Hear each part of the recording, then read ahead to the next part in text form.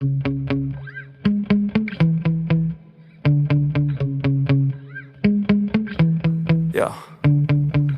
Sometimes I get so mad, there's no controlling me. My thoughts get so bad, I'm like, I might grab a bat, I don't know. My wrath, my blood boils over like, oh God, here goes. I lost all feeling from my head to my toes. You said some shit that I can't let go, so just stay tuned for the rest of the show.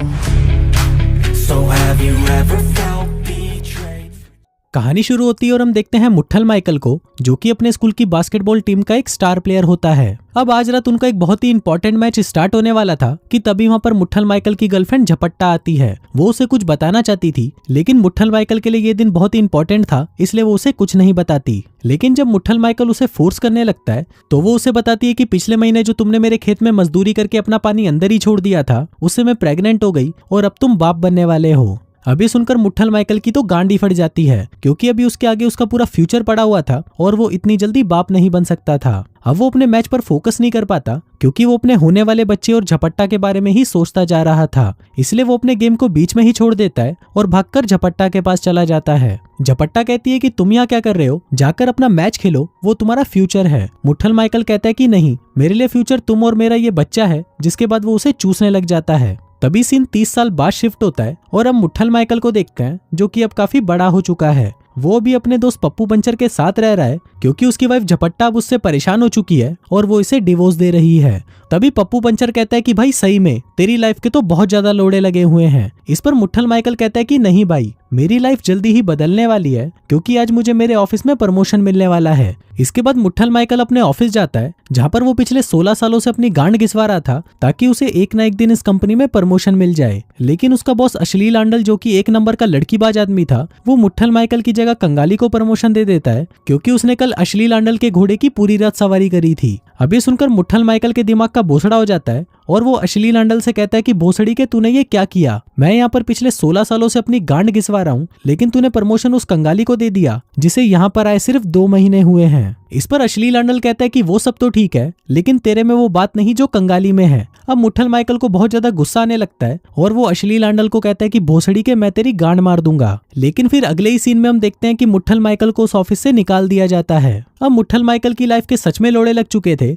इसलिए वो निराश होकर वहां से अपने school जाता है, जहां पर पहले वो कभी बास्केटबॉल का एक स्टार प्लेयर था। वो वहां पर अपनी जवानी की फोटोज को देखता है और सोचता है कि इससे अच्छी लाइफ तो मेरी स्कूल टाइम की थी। इसी दौरान वहां पर एक सफाई करने वाला बुढ़ा आता है, जो उसे कहता है कि तुम अपने पुराने दिनों को याद कर रहे हो, शायद तुम्हें पुराने टाइम में जीना ज्यादा पसंद है। मुट्ठल माइकल कहता है कि हाँ बिल्कुल, मुझे पुराने टाइम में जीना ज्यादा पसंद था, क्योंकि वो टाइम इससे ज्यादा बेटर था। बुड्ढा पूछता है कि क्या तुम वो लाइफ वापस जीना चाहते हो, जिस पर माइकल उसे हाँ बोल देता है। तभी वहां पर माइकल मुट्ठल की बेटी क्रोकोडाइल आती है, जो कि उसी स्कूल में पढ़ती थी। वो उससे पूछती है कि आप यहाँ क्या कर रहे हो, जिस पर माइकल मुट्ठल कहता है कि मैं तो यहाँ पर इस बुड्ढे से बात कर रहा था। लेकिन जैसे ही वो पलट कर देखता है, वो पाता है कि वो बुड्ढा वहां से गायब होता है। इसके बाद वो अपनी बेटी क्रोकोडाइल और अपने बेटे बालचंद भोसड़ी को आइसक्रीम खिलाने लेके जाता है, लेकिन वहां पर हम देखते हैं कि उसके दोनों बच्चे उसकी बिल्कुल भी इज्जत नहीं करते। इसके बाद वो वहां से अपने घर जाता है, जहां पर वो अपनी वाइफ झपट्टा को देखता है, जो कि उसके सभी सामानों को बर्बाद कर रही थी। मुट्ठल माइकल पूछता है कि तुम ये सब क्यों कर रही हो, जिस पर झपट्टा कहती है कि भोसड़ी के चला जाए यहाँ से, मुझे अपने लोड़े जैसी शक्ल दोबारा मत दिखाना, और याद रखना 2 हफ्ते बाद हमारा डिवोर्स है।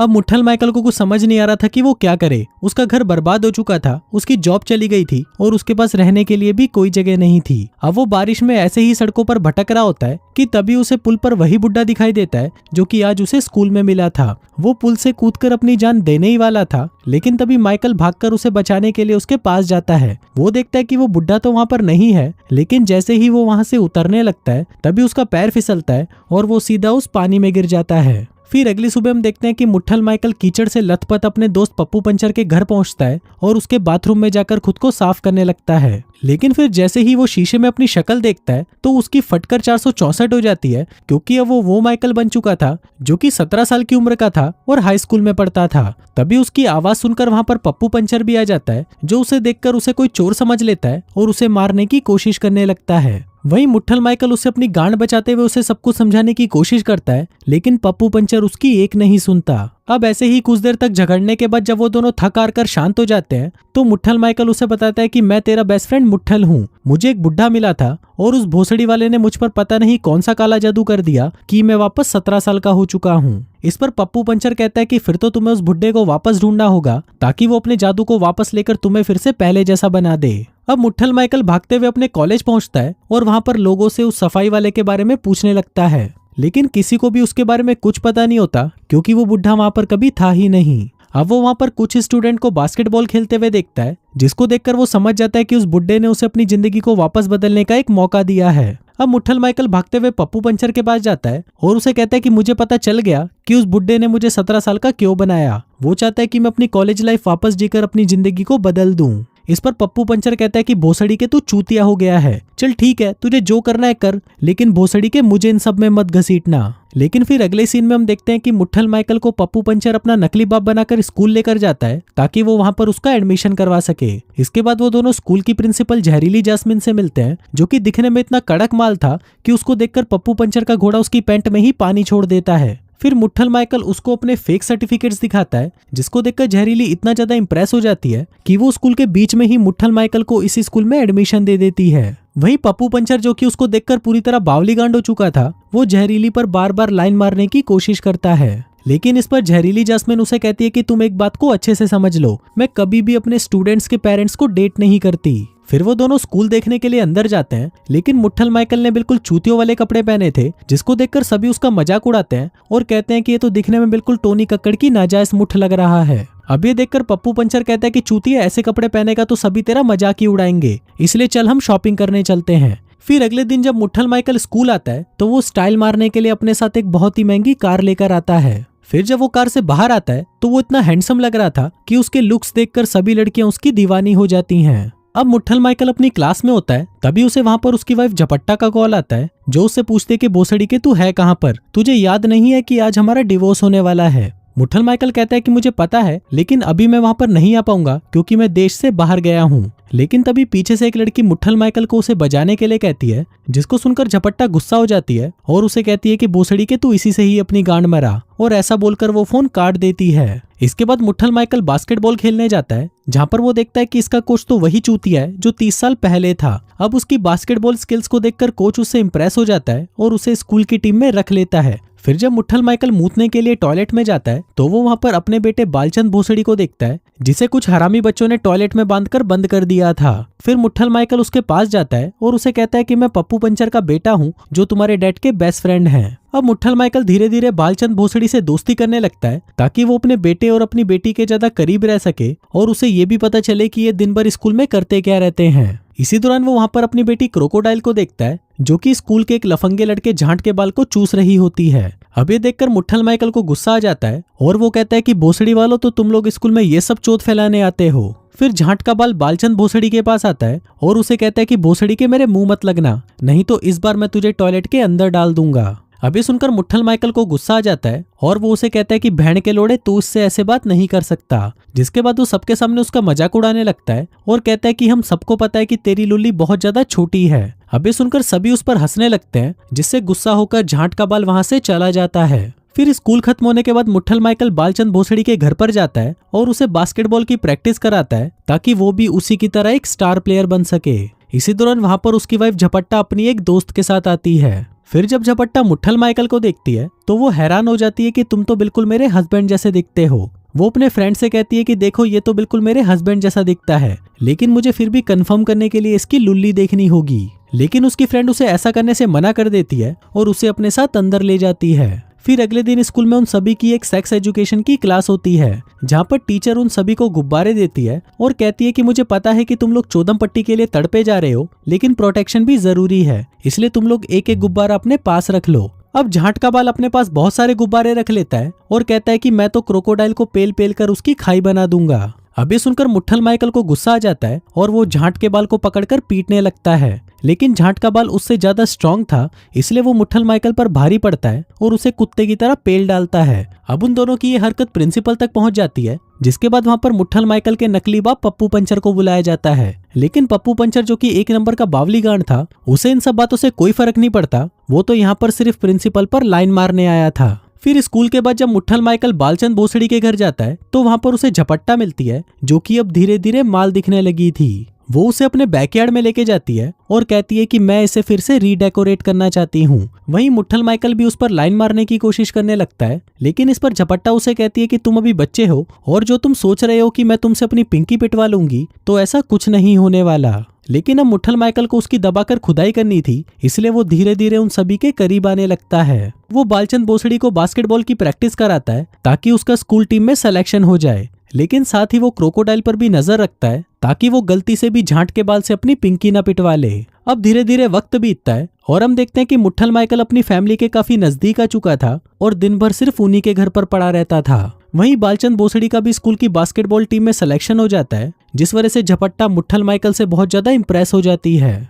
फिर अगले दिन उन सभी का एक बास्केटबॉल मैच होता है, जहां पर बालचंद भोसड़ी की अच्छी परफॉर्मेंस की वजह से उनकी टीम वो मैच जीत जाती है। वहीं स्कूल के बाद हम प्रिंसिपल जहरीली को देखते हैं, जिसके पीछे पप्पू पंचर कुत्ते की तरह पड़ा हुआ था। जहरीली पूछती है कि भोसड़ी के तू यहाँ पर क्या कर रहा है, जिस पर पप्पू पंचर कहता है कि मुझे पता है तुम मुझे डेट नहीं करोगी, पर क्या आज रात तुम मेरे साथ डिनर पर चल सकती हो, लेकिन सिर्फ एक दोस्त की तरह। अब जहरीली पहले तो उसे मना कर देती है, पर पप्पू पंचर के बार बार फोर्स करने पर वो मान जाती है और कहती है कि हम सिर्फ दोस्त हैं और ये कोई डेट नहीं होगी। वहीं मैच खत्म होने के बाद जब मुट्ठल माइकल स्कूल से बाहर आता है तो वो वहाँ पर अपनी बेटी क्रोकोडाइल को देखता है, जो वहाँ बैठी रो रही होती है। मुट्ठल माइकल उसके पास आता है और उससे पूछता है कि क्या हुआ। क्रोकोडाइल बताती है कि झांट का बाल मैच के बाद मेरे साथ गचागच करना चाहता था, लेकिन जब मैंने उसे ऐसा करने से मना कर दिया तो वो गुस्सा हो गया और उसने मेरे साथ ब्रेकअप कर लिया। अब इस पर मुट्ठल माइकल उसे समझाते हुए कहता है कि जब आप जवान और खूबसूरत होते हो तब आपकी लाइफ में ऐसे बहुत सारे बहन के लोड़े आते हैं जो सिर्फ आपका फायदा उठाना चाहते हैं, लेकिन तुम चिंता मत करो, तुम्हें एक दिन ऐसा लड़का जरूर मिलेगा जो तुम्हें हमेशा स्पेशल फील कराए और जो लड़का तुम डिजर्व करती हो। अब ये सुनकर क्रोकोडाइल खुश हो जाती है और उसे चूसने के लिए उसके पास आने लगती है, लेकिन मुट्ठल माइकल उसे अपने से दूर कर देता है और कहता है कि आज रात मेरे घर पर एक पार्टी है और अगर तुम आना चाहो तो अपने साथ अपनी फ्रेंड्स को भी ले आना। अब धीरे धीरे ये बात पूरे कॉलेज में फैल जाती है कि मुट्ठल माइकल के घर पर पार्टी है, तो वो सभी लोग अपना मुंह उठाकर रात को उसके घर पर पहुंच जाते हैं। वहीं दूसरी तरफ हम पप्पू पंचर को देखते हैं, जो कि जहरीली प्रिंसिपल के साथ डेट पर आया था, लेकिन वो वहाँ पर चूतियों वाली हरकतें करने लगता है, जिसको देखकर प्रिंसिपल कहती है कि मैंने एक से बढ़कर एक चूतिया देखे हैं, लेकिन तेरे से बड़ा चूतिया मैंने आज तक नहीं देखा। वहीं पार्टी में झांट का बाल क्रोकोडाइल के पास आता है और उसे फिर से लपेटने की कोशिश करता है, लेकिन तभी वहां पर मुट्ठल माइकल आता है और उसे कहता है कि भोसड़ी के तुझे यहाँ पर बुलाया किसने, यहाँ से चला जा नहीं तो मैं पुलिस को बुला लूंगा। अब वो दोनों फिर से लड़ने लग जाते हैं और इस बार भी झांट का बाल मुट्ठल माइकल को कुत्ते की तरह पेल देता है। फिर कुछ देर बाद जब मुट्ठल माइकल की आंख खुलती है तो वो देखता है कि वो अपनी बेटी क्रोकोडाइल के साथ एक रूम में है और क्रोकोडाइल वहां पर उसका घोड़ा लेने के लिए तड़प रही है। अब मुट्ठल माइकल उसे मना करने लगता है, लेकिन क्रोकोडाइल को तो आज उसका घोड़ा लेना ही था, इसलिए वो उसके पीछे कुत्ते की तरह पड़ जाती है। कहती है कि जल्दी से मेरे पास आओ और मुझे घोड़ी बना दो। मुट्ठल माइकल कहता है कि नहीं, मैं ये सब नहीं कर सकता क्योंकि मैं किसी और से प्यार करता हूँ। अभी सुनकर क्रोकोडाइल के दिमाग का बोसड़ा हो जाता है और वो उसे कहती है कि तुम जाकर अपनी गर्लफ्रेंड को बोल देना कि मैं उसके बॉयफ्रेंड का घोड़ा लेकर ही रहूंगी। वहीं डिनर के दौरान हम पप्पू पंचर और प्रिंसिपल को देखते हैं, जो कि अब धीरे धीरे एक दूसरे को पसंद करने लगे थे। उधर पार्टी में झपट्टा भी पहुंच जाती है और बालचंद भोसड़ी को ढूंढने लगती है। तभी वहां पर मुट्ठल माइकल आता है और झपट्टा से कहता है कि तुम अपने बेटे की चिंता मत करो, वो एक लड़की के साथ रूम में चौदम पट्टी कर रहा है और अगर तुम उन्हें देखना चाहती हो तो चलो मेरे साथ। फिर कुछ देर बाद उस पार्टी में पप्पू पंचर और प्रिंसिपल भी पहुंच जाते हैं। अब अपने घर की ऐसी हालत देखकर पप्पू पंचर का दिमाग घूम जाता है और वो उन सभी को कहता है कि भोसड़ी वालों निकल जाओ मेरे घर से। अब वहां पर अपने प्रिंसिपल को देखकर वो सभी घबरा जाते हैं और वहां से चले जाते हैं। वहीं ऊपर झपट्टा और मुट्ठल माइकल बातें कर रहे होते हैं, जिस दौरान मुट्ठल माइकल को लगता है कि शायद झपट्टा अब उससे इंप्रेस हो चुकी है, इसलिए वो उसे चूसना शुरू कर देता है, लेकिन झपट्टा उसकी इस हरकत से गुस्सा होकर उसे चमाट लगा देती है और वहां से चली जाती है। वहीं ये सब उसकी बेटी क्रोकोडाइल भी देख रही होती है, जिससे गुस्सा होकर वो भी उसे एक चमाट लगाती है। अब ये देखकर उसकी सहेलियों के भी पिछवाड़े में अचानक चुलसी मचती है और वो सभी भी उसे एक एक चमाट लगाकर वहां से चली जाती हैं। अब अगले दिन मुट्ठल माइकल उदास बैठा था क्योंकि उसकी वजह से ही उसकी पूरी फैमिली तबाह हो चुकी थी। पप्पू पंचर कहता है कि अब 22 मिनट में तुम्हारा डिवोर्स होने वाला है, इसलिए तुम उसे भूल जाओ और एक नई शुरुआत करो। मुट्ठल माइकल कहता है कि नहीं, मैं झपट्टा से प्यार करता हूँ और मैं उसे डिवोर्स नहीं दूंगा, इसलिए हमें अभी वहां पर जाकर ये सब रोकना होगा। जिसके बाद वो रेडी होकर कोर्ट के लिए निकल जाते हैं। वहीं जज अपने डिवोर्स का फैसला सुनाने ही वाली होती है, लेकिन तभी मुट्ठल माइकल आकर वहां पर उन्हें रोक देता है और झपट्टा को एक लेटर पढ़कर सुनाता है जो उसने उसके लिए लिखा था। वो कहता है कि इसमें मुट्ठल माइकल ने ये लिखा है कि वो तुमसे बहुत प्यार करता है और वो नहीं चाहता कि तुम उसे छोड़कर जाओ। जिसके बाद वो उस लेटर को वहीं छोड़कर वहां से चला जाता है। अब जज अपना फैसला सुनाने लगती है, लेकिन तभी झपट्टा उसे रोक देती है और उसे कहती है कि क्या आप इस डिवोर्स को कुछ टाइम के लिए पोस्टपोन कर सकते हो। अब जज भी उसकी बात मान जाती है और उसे 30 दिन का एक्सटेंशन दे देती है। फिर अगले दिन उन सभी का एक बास्केटबॉल मैच होता है, लेकिन मैच शुरू होने से पहले मुट्ठल माइकल झपट्टा को वही इशारा करता है जो वो उसे 30 साल पहले अपने स्कूल टाइम पर करता था। अब ये देखकर झपट्टा समझ जाती है कि ये मुट्ठल माइकल ही है और ये फिर से 17 साल का बन गया है, लेकिन वो उसको कंफर्म करना चाहती थी ये देखने के लिए कि मुट्ठल माइकल उसके पीछे आता है या नहीं। अब मुट्ठल माइकल के पास फिर से 2 ऑप्शन थे, या तो वो यहीं पर रुककर एक बास्केटबॉल स्टार बन जाए या फिर झपट्टा के पास जाकर अपनी फैमिली को टूटने से बचा ले। लेकिन मुट्ठल माइकल अपनी फैमिली को बचाना चाहता था, इसलिए वो अपने गेम को बीच में ही छोड़कर झपट्टा के पीछे जाने लगता है। वहीं हम फिर से उस बुड्ढे को देखते हैं जिसने जादू से मुट्ठल माइकल को 17 साल का बना दिया था। अब वो जैसे ही झपट्टा के पास पहुंचता है वो फिर से 30 साल का बन जाता है। तभी झपट्टा उसके पास आती है और उसे कहती है कि तुम्हें मेरे पीछे नहीं आना चाहिए था, तुम्हारे पास यही टाइम था कि तुम अपना ये फ्यूचर बदल सकते थे।